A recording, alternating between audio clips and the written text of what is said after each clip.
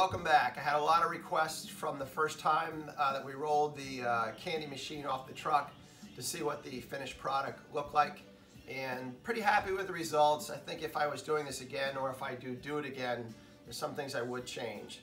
So this is the final product. I don't know if you remember, I told you about it, but I bought it off eBay for 250 bucks, and it still worked. So it was really, I think, the find of the century. Still doing some final things, but you can't even tell that they're not done. It's just something I want to get right. I had spent a lot of time talking about the chrome in my first video, and it was pretty shocking to me about how nicely the chrome cleaned up on some of the knobs. Some of the chrome never came back on some of the knobs, but it still looks pretty good considering it's older than me. I taped up the whole machine before I did it. Some of the things, I picked this color out because this was the original color here on the candies, which is like a kind of cool turquoise blue. And I taped up the whole machine all over.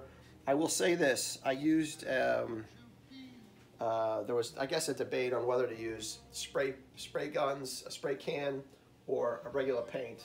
And don't do what I did.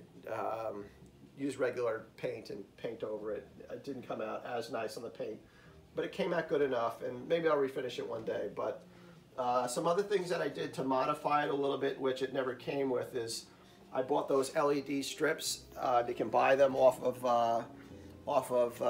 Amazon, and I think they were 20 bucks, and it just connects to a USB port. And I wouldn't change it around. I don't even know if I can change it around, but anyway, the LED strips came with a whole bunch of different colors, but I stuck with this color. It was kind of not white, but I will say a yellowish orange color, just because it looked kind of 1960s.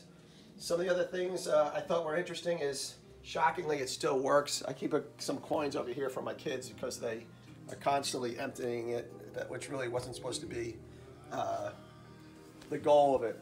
The other things I needed to change, which I'm working on, but I finished one. I was able just to get on a Microsoft Word, match the color, kind of pick out an old font. This is what the machine came with. I don't think that was really old.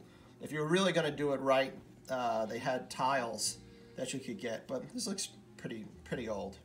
And the only other thing I'm going to do is, if you pull that back, is just show you what it looks like when the lights are off.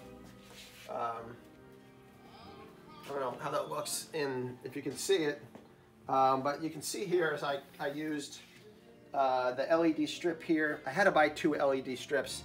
There's another one running underneath here, and then underneath here I also put the strips, and I even tucked them in here. I will say at night, you can pull it back.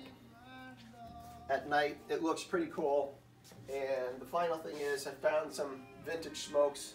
My friends were giving me grief about putting cigarettes in there, but I don't think my kids care. But these are all candy cigarettes, and I try to find some of the old stuff that I remember from the 70s. Anyway, that's it. If you have questions or anything, let me know. You can find these things on Craigslist around your town. There's actually one in Florida right now, but they're literally 300 pounds. They're not going anywhere, so you're going to need a friend to help you move it around. But it was a fun project. It wasn't too bad.